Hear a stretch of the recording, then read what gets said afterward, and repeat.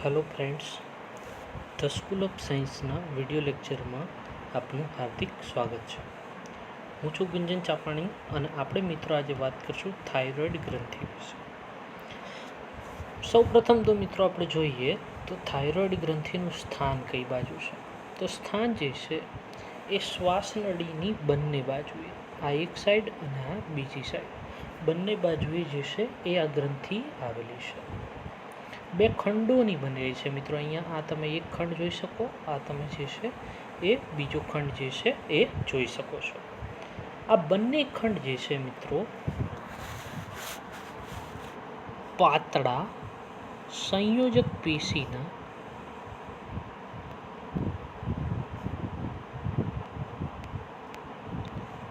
પટ્ટાથી જે છે મિત્રો જોડાયેલા છે. હવે આ પટ્ટાની વાત કરીએ મિત્રો તો આ જે ભાગ છે એને સેતુ કહેવામાં આવે છે મિત્રો. આ જે ભાગ છે એને સેતુ તરીકે અથવા તો બ્રિજ તરીકે ઓળખવામાં આવે છે, કે જેની મદદથી બંને ખંડો જે છે એકબીજા સાથે નજીકથી જે છે એ જોડાયેલા છે. હવે અહીંયા મિત્રો વાત કરીએ તો આ જુઓ તમે, આ પુટિકામય ગ્રંથિ છે. અહીંયા તમે જોઈ શકો છો કે આ બધી જે છે એ આ પુટિકાઓ છે. આ પુટિકાઓની બનેલી જે છે મિત્રો ગ્રંથિ છે. આ પુટિકાઓ જે છે એ શેની બનેલી છે? તો કે પુટિકાઓ જે છે મિત્રો આધારક પેશીની બનેલી છે. પુટિકાઓ આધારક પેશીની બનેલી છે મિત્રો. બીજું, થાઇરોઇડ પુટિકાની જે ગુહા છે એને ઘેરતા જે કોષો જે છે એને આપણે કહીએ પુટિકીય કોષો. હા મિત્રો, પૃષ્ઠ સપાટીએ જુઓ તો આ રીતે જે છે 4 પોઈન્ટ લાઇક સ્ટ્રક્ચર જે છે એ તમને જોવા મળે. એ થાઇરોઇડ ગ્રંથિની જે પાછળની બાજુ છે, જે જગ્યાએ સેતુ હાજર નથી, તો એ જગ્યાએ જે છે એ આ જે નાની નાની ટપકા સ્વરૂપની ગ્રંથિ છે એ ગ્રંથિ પેરાથાઇરોઇડ ગ્રંથિ છે મિત્રો. હવે મિત્રો આપણે વાત કરીએ કે થાઇરોઇડ ગ્રંથિ જે છે એ શેનું સંશ્લેષણ કરે છે. તો કે થાઇરોઇડ ગ્રંથિની અંદર જે પુટિકીય કોષો છે એ બે પ્રકારના અંતઃસ્ત્રાવો, એક છે T4 જેને આપણે કહીએ ટેટ્રા આયોડો થાઇરોનિન અથવા તો થાઇરોક્સિન નો સ્ત્રાવ કરે છે મિત્રો. બીજો અંતઃસ્ત્રાવ T4 કો, ટેટ્રાઆયોડોથાઇરોનિન કો કે થાઇરોક્સિન કો, બધું એક જ છે. હવે વાત કરીએ T3. T3 નો મતલબ છે ટ્રાય આયોડો થાઇરોનિન. હવે મિત્રો અહીંયા એક શબ્દ તમે જુઓ, આયોડો. આયોડોનો મતલબ એવું છે કે આ જે ગ્રંથિ છે એને અંદર અંતઃસ્ત્રાવોના સંશ્લેષણ માટે આયોડીન જે છે એ અનિવાર્ય છે. જો આયોડીનની ઉણપ સર્જાશે, આયોડીન જે છે એ ઓછા પ્રમાણમાં મળતું હશે તો હાઇપોથાઇરોઇડિઝમ સર્જાશે. હાઇપોથાઇરોઇડિઝમ. અને જો આયોડીન જે છે એમનું પ્રમાણ વધુ હશે તો હાઇપરથાઇરોઇડિઝમ.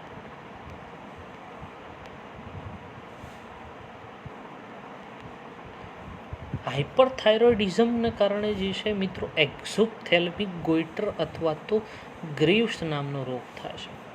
જ્યારે હાઇપોથાઇરોઇડિઝમને કારણે જે છે એ સામાન્ય ગોઈટર જે છે એ થતો જોવા મળે છે મિત્રો.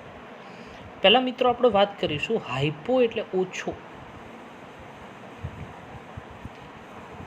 હાઇપોનો મિનિંગ્સ ઓછો સ્ત્રાવ, અને હાઇપર એટલે કે વધુ અંતઃસ્ત્રાવનું સ્ત્રાવ થતું. હવે પણ અહીંયા સમજો, આયોડીનની કમી હશે એટલે અંતઃસ્ત્રાવ ઓછો સર્જાશે, હાઇપોથાઇરોઇડિઝમ. આયોડિન જે છે અહીંયા ભરપૂર માત્રામાં હશે તો એવી પરિસ્થિતિમાં જે છે એ અંતઃસ્ત્રાવોનો સ્ત્રાવ જે છે એ વધુ થતો જોવા મળશે. ઓકે મિત્રો, હવે આપણે વાત કરીએ હાઇપોથાઇરોઇડિઝમને કારણે ગોઈટર જે છે એ સર્જાય. હવે ગોઈટરમાં શું થાય તો કે જે ગળાનો ભાગ છે અથવા તો નેક અથવા તો ગ્રીવા અથવા તો ગરદન વિસ્તૃત બને, કારણ કે ગ્રંથિમાં વિસ્તરણ પ્રેરાય. મિત્રો, ગ્રંથિમાં જે છે એ વિસ્તરણ પ્રેરાય છે, માટે આ ભાગ જે છે એ ખૂબ જ ફૂલી જાય છે આયોડિનની જ્યારે ઉણપ હોય ત્યારે, જેને આપણે કહીએ છીએ સામાન્ય ગોઈટર. હવે મિત્રો જોઈએ આપણે સામાન્ય ગોઈટરના લક્ષણો. સામાન્ય ગોઈટરનું પહેલું લક્ષણ આપણે જોઈએ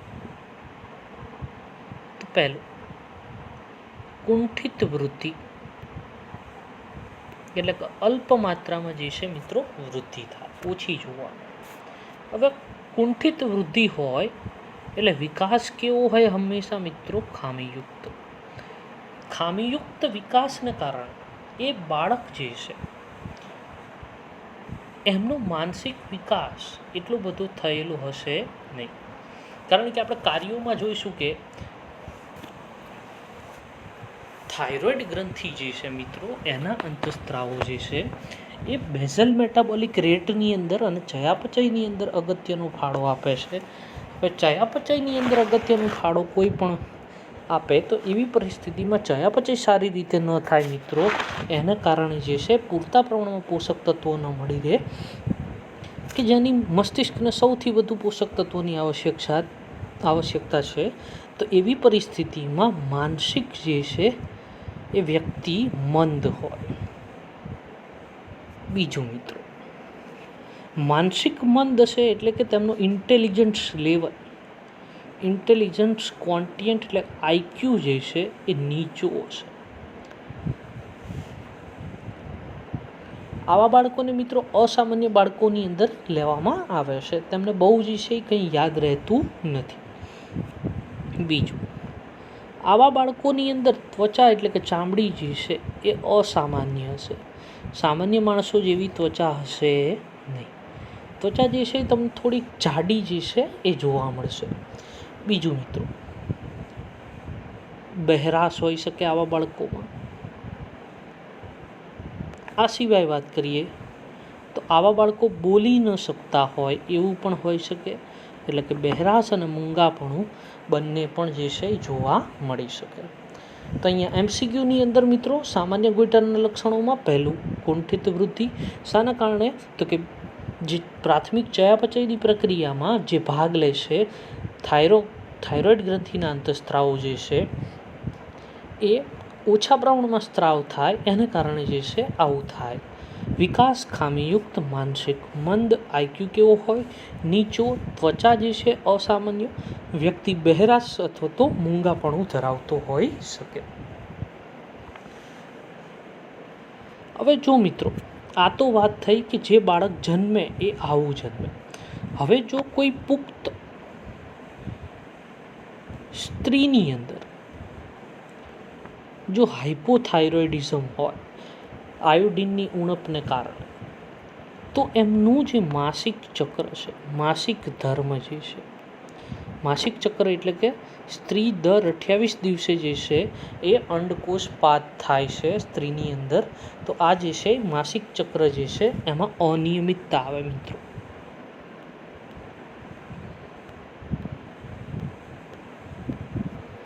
અને આ માસિક ચક્રની અનિયમિતતાના પ્રત્યાઘાતો જે છે મિત્રો ખૂબ જ ઘેરા આવે. પ્રેગ્નન્સી રહેવાની જે છે એ સમસ્યા થાય. એ સિવાય ઘણા બધા પ્રશ્ન, બ્લડ લોસનો પ્રશ્ન જે છે, હવે દાખલા તરીકે 1 મહિનાને બદલે 15 કે 20 દિવસનું સાયકલ થઈ જાય, તો એવી પરિસ્થિતિમાં જે છે એ વધારે પ્રમાણમાં જે છે અંડકોષો જે છે એ ઉત્પન્ન કરવે, અને એ પ્રમાણે જે છે વ્યક્તિનો ખોરાક ન હોય તો પણ જે છે એ નુકસાન થઈ શકે મિત્રો. બ્લડ લોસ જે છે એ વધુ થાય, અને માસિક અનિયમિતતાને કારણે જે છે એ ગર્ભ રાખવો હોય તો પણ રહે નહીં.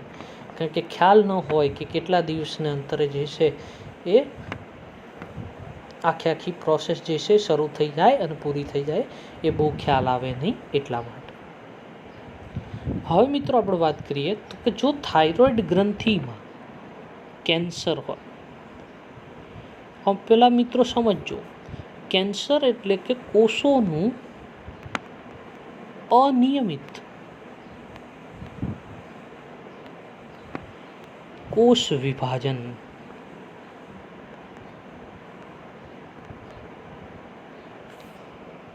અથવા તો કોઈ ગાંઠ સર્જાય, થાઇરોઇડ ગ્રંથિમાં કોઈ જો છે એ ગાંઠ સર્જાય, તો ગાંઠના વિકાસના કારણે, ગાંઠ એટલે બીજું કંઈ નહીં પરંતુ કોષો જે છે એમાં અનિયમિત વિભાજન જોવા મળે.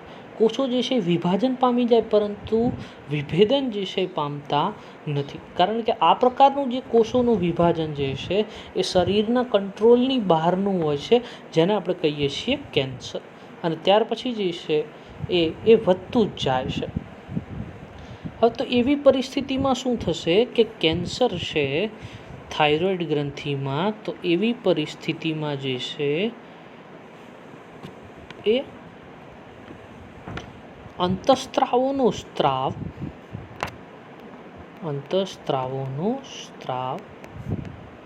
અને સંશ્લેષણ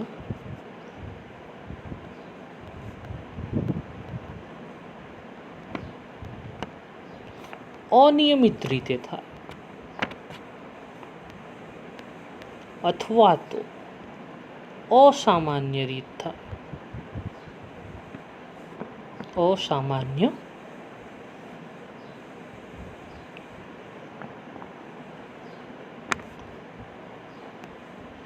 વધી જાય, જેને કારણે બેઝલ મેટાબોલિક રેટ જે છે એ ખૂબ જ વધી જાય. બેઝલ મેટાબોલિક રેટ જે છે એ વધી જાય એટલે વ્યક્તિની અંદર, શરીરની અંદર ઘટાડો થાય, એમનું વજન જે છે એ મિત્રો ઘટી જાય. વજન ઘટી જાય એટલે કે જે હાડકાં જે છે એ દેખાવા માંડી જાય. આ જે છે ઘણા બધા લક્ષણો છે.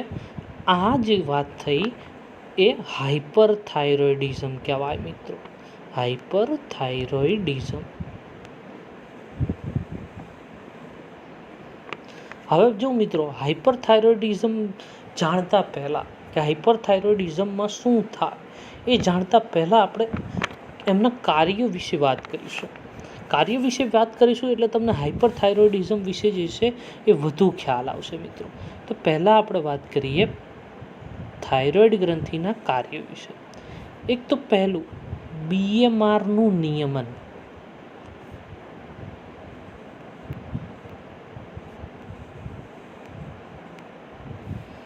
BMR એટલે કે બેઝલ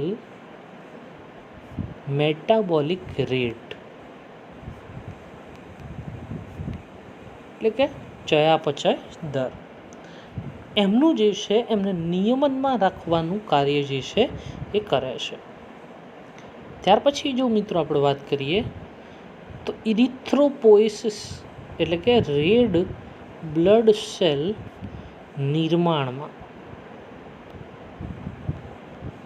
હવે અહીંયા જો ઇરિથ્રોપોએસિસ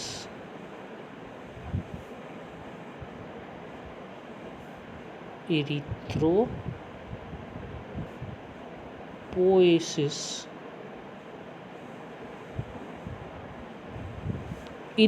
એટલે રક્તકણ, લાલ. પોએસિસ એટલે કે બનવાની પ્રક્રિયા, એટલે કે રક્તકણ નિર્માણની પ્રક્રિયા. આરબીસી એટલે કે રેડ બ્લડ સેલ. એટલે કાર્યોમાં આપણે પહેલી વાત કરી BMRનું નિયમન,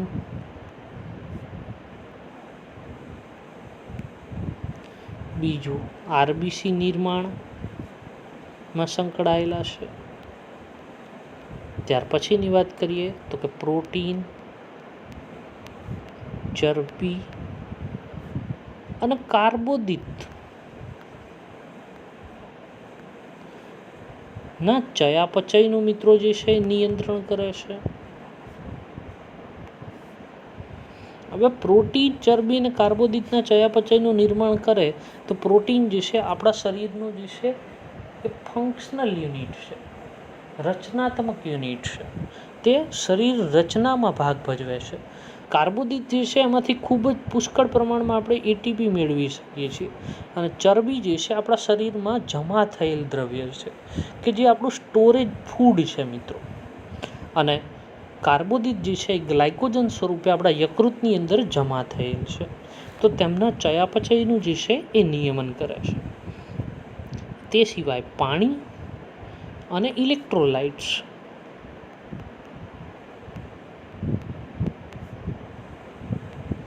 ઇલેક્ટ્રોલાઇટ્સ એટલે કે એવા આયનો અથવા તો મિનરલ્સ કે જે ઇલેક્ટ્રોન ધરાવતા હોય, અથવા તો ચાર્જ્ડ આયનને આપણે કહીએ ઇલેક્ટ્રોલાઇટ્સનું સમતોલન કરે મિત્રો.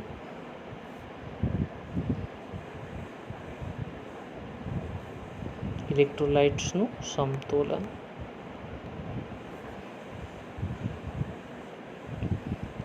બીજું મિત્રો કે થાઇરોઇડ ગ્રંથિ અન્ય એક અંતઃસ્ત્રાવ થાઇરોકેલ્સિટોનિન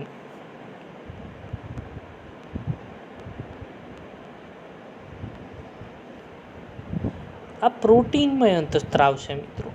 એમ શું કરે છે કે રુધિરમાં કેલ્શિયમનું નિયમન કરે છે. થાઇરોકેલ્સિટોનિન અને પેરાથાઇરોઇડ હોર્મોન.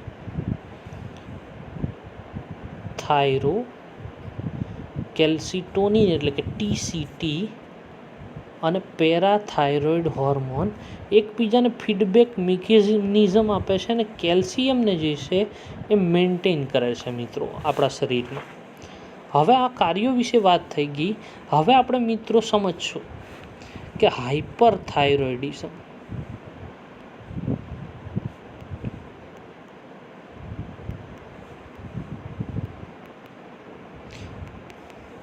હવે મિત્રો આપણે વાત કરી કે કેન્સરને કારણે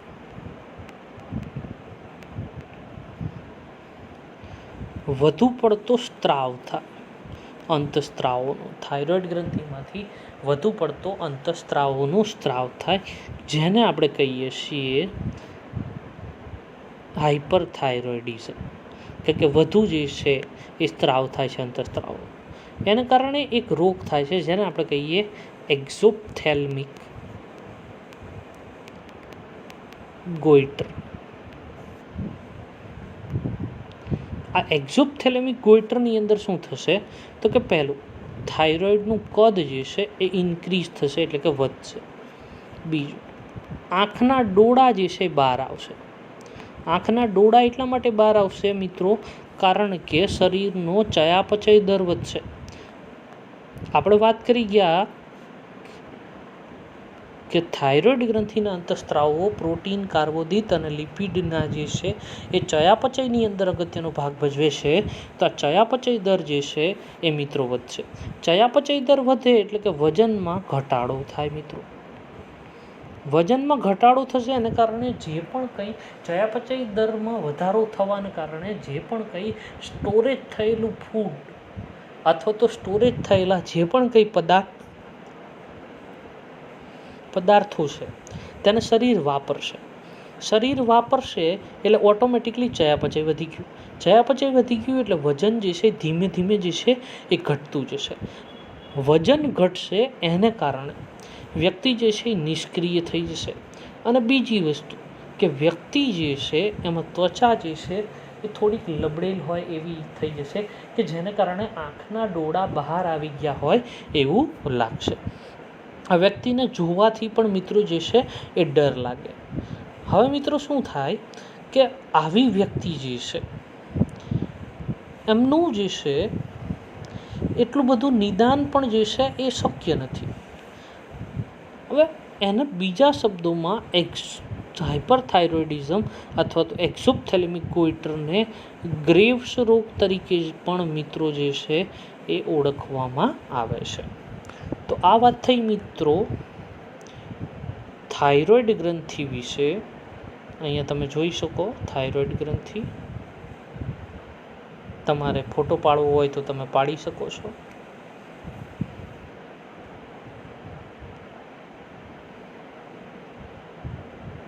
મિત્રો, આ ઘણી વખત MCQમાં પૂછાઈ ગયેલ છે કે પુખ્ત સ્ત્રીમાં હાઇપોથાઇરોઇડિઝમને કારણે શું થાય, તો કે માસિક ચક્રમાં અનિયમિતતા આવે. અને બીજું, હાઇપરથાઇરોઇડિઝમ ક્યારે થાય, તો કે વધુ પડતો સ્ત્રાવ થાય. હવે અહીંયા સમજો કે કેન્સરયુક્ત ગ્રંથિમાં કેન્સર ફેલાયું એટલે આ કોષો જે છે વધવાના. અહીંયા પુટિકાઓ જે છે એ ઘણી બધી થઈ જવાની. આ પુટિકાઓ ઘણી બધી થશે એટલે કે વધુ પ્રમાણમાં જે છે એ અંતઃસ્ત્રાવ ઉત્પન્ન થશે.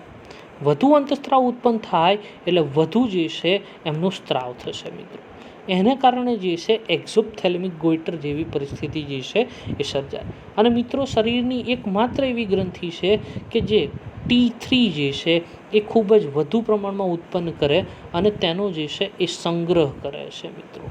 બીજી કોઈ ગ્રંથિમાં સંગ્રહ માટેનું સ્થાન જે છે એ મોટે ભાગે જોવા મળતું નથી. આ T3 જે છે એ T4ની અંદર જે છે એ રૂપાંતરણ પામશે અને T4 એટલે કે થાઇરોક્સિન સ્વરૂપે જે છે એ કાર્ય કરશે.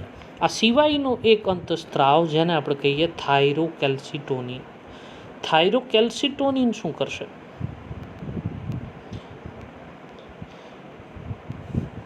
તો કે રુધિરની અંદર જે છે એ કેલ્શિયમનો જે છે એ વધારો કરશે, કે જેના કારણે કેલ્શિયમની માત્રા જે છે એ શરીરની અંદર જે છે એ જળવાઈ રહે, એમાં ઘટાડો આવે નહીં. તો કે કઈ રીતે, તો કે એ થાઇરોકેલ્સિટોનિન અને પેરાથાઇરોઇડ હોર્મોન બંનેની ફીડબેક મિકેનિઝમ છે. એક જે છે એ કેલ્શિયમનું પ્રમાણ જે છે એ જો ખૂબ વધી ગયું છે તો એક જે છે એ ઘટાડવાનો પ્રયત્ન કરશે અને બીજો અંતઃસ્ત્રાવ જે છે એ કેલ્શિયમનું પ્રમાણ જે છે એ વધારવાનો પ્રયત્ન કરશે. કેલ્શિયમનું પ્રમાણ કઈ જગ્યાએ વધારશે, તો કે એવી જગ્યાએ કે જે જગ્યાએ હાડકાં ખૂબ જ મોટા થઈ ગયા હોય તો એવી જગ્યાએ હાડકાઓ જે છે એને તોડવામાં આવે. ફોર ધ એક્ઝામ્પલ, જો આપણે પગના અને જે જગ્યાએ જોઈન્ટ્સ હશે ત્યાં પણ હાડકાઓ સતત બનતા રહેશે. તેના કારણે એ જોઈન્ટ જે છે એ મૂવમેન્ટ એની દૂર ન થાય એટલા માટે એ જગ્યાને જે છે એ કાપીને જે છે ફરી પાછું રુધિરની અંદર જે છે એ કેલ્શિયમ મિત્રો લઈ આવવામાં આવે અને આ કેલ્શિયમની મદદથી જે છે એ રુધિરની અંદર કેલ્શિયમમાં જે છે એ વધારો મિત્રો પ્રેરી શકાય છે. આ થઈ એમની ફીડબેક મિકેનિઝમ. છતાંય આપણે એક લેક્ચર્સની અંદર આપણે એની વાત કરીશું. ત્યાં સુધી મિત્રો રજા લઉં. હવે મિત્રો, રજા લેતા પહેલાં અમારી વિડીયો ચેનલને જે છે અથવા તો યુટ્યુબ ચેનલને જે છે લાઈક કરો, સબસ્ક્રાઈબ કરો અને કોમેન્ટ્સ કરો. અને નવા વિડીયો લેક્ચર્સ જે છે એ બીજા વિદ્યાર્થી મિત્રો સુધી પણ મોકલો કે જેની મદદથી તેઓ પણ જે છે ઘરે બેઠા જે છે એ આનો લાભ લઈ શકે. જે વિદ્યાર્થીઓ 12 સાયન્સમાં છે, 11 સાયન્સમાં આવવાના છે, એ બંને આનો લાભ લઈ શકશે. હવે 12 સાયન્સવાળાને નીટની એક્ઝામ બાકી છે તો તેઓ રિવિઝન માટે જે છે એ આનો લાભ લઈ શકશે. થેન્ક યુ મિત્રો, આભાર. ઘરે રહો, સુરક્ષિત રહો, ઘરની બહાર ક્યાંય નીકળો નહીં, બહારનું ખાવાનું જે છે એ ખાઓ નહીં. આ સિવાય જે છે એ ડિસ્ટન્સ જાળવીને રાખો, કારણ કે આપણી ગવર્મેન્ટ જે પણ કંઈ આપણા માટે કરે છે તે ખૂબ જ અગત્યનું છે. આભાર. Thank you.